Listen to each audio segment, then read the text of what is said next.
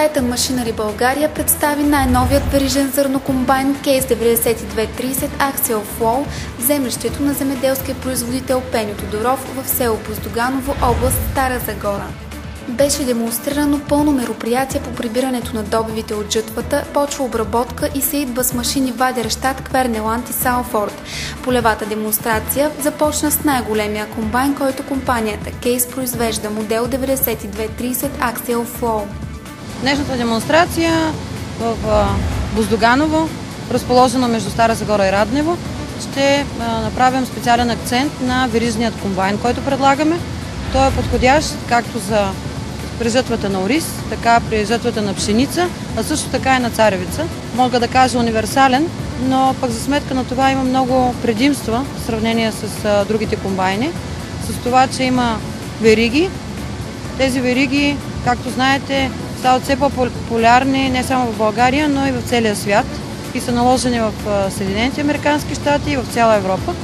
Този комбайн води до по-висока производителност, до, мога да кажа, почти никакви загуби и голяма ефективност, която ние искаме да предлагаме и се стремим на нашите партньори и клиенти. Впечатленията си от работата на новозакупения комбайн Case 9230 Axial Flow сподели и домакина на събитието Пеньо Тодоров. Земеделският производител отглежда пшеница, рапица, слънчоглед, ечемик, царевица и ориз. Планира да закупи от Titan Machinery още и прикачен инвентар на Вадерщат и Квернеланд, който по думите му е един от най-добрите на българския пазар. Много отскоро работя с Titan Machinery България, но съм с много добри впечатления, защото са много отзивчиви и много добри и добронамерени хора. За новия комбайн го купих, защото имам доста комбайн, но знам, че този е най-производителният на пазара в България и бързо се сменя от една култура към друга.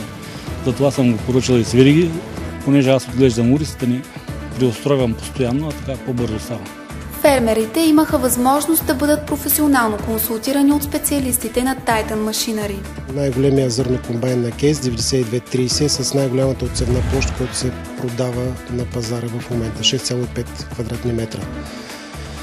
Той е с възможно най-високо производителния комбайн, който се предлага на световния пазар. С скорост на разтоварване на бункера за зърно 163 литра в секунда. Тази уникална машина може да прибира всякакъв тип култури, оборудван със съответните инструменти за прибиране. Роторният комбайн, както знаете, е известен от преди 35 години.